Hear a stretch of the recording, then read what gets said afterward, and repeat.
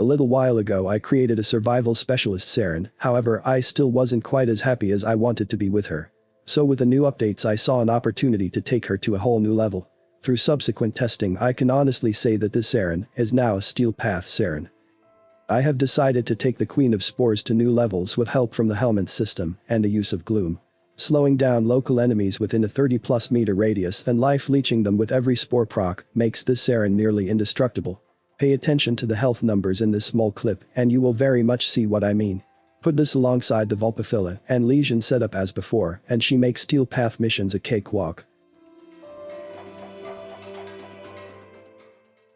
My setup here is in 3 distinct parts, first and foremost the use of gloom, but also with double redundancies in the form of Legion staff for its guaranteed procs and healing return, the Vulpapilla with its added evasion, indestructibility and martyr symbiosis mod, and the Cedo to gain the extra procs, and 30% extra strength on next cast. Healing return generates 11 health for each affliction on the enemy you hit. That's 22 alone from the staff's procs, and if the enemy has spores it's another 11 on top. This means a lot of healing for waving a stick about.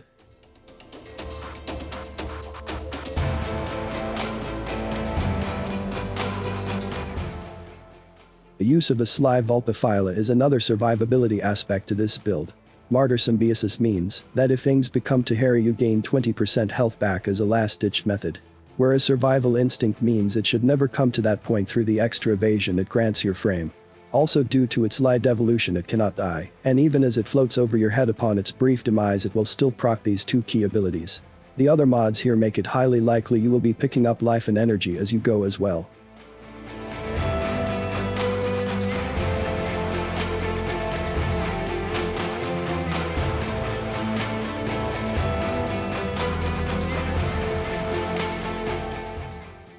Finally the Saryn setup itself. The use of gloom from melting down Zaragoth and using the helmet makes Saryn nearly indestructible. Activating this power slows enemies down by a silly amount within your 30+ meter radius, giving outstanding crowd control. At the same time any damage inflicted on these slowed down statuesque enemies passes 9 or 10% of their health back to Saryn. Being that spores are probably on the go, this is a lot of healing energy all at once.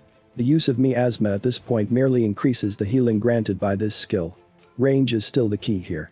However, a more balanced approach makes this build really sing.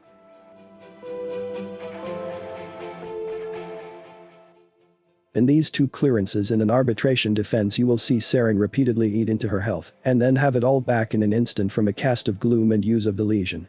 I think it shows quite clearly how these aspects working together make for a truly sensational Queen of Spores. I hope that this build serves you as well as it is serving me. If any of this information has proved useful, please give a like to this video or subscribe for more material like this. Please also add any feedback through a comment. I am always looking for thoughts and opinions from the community. In the meantime, be good to yourself and to others.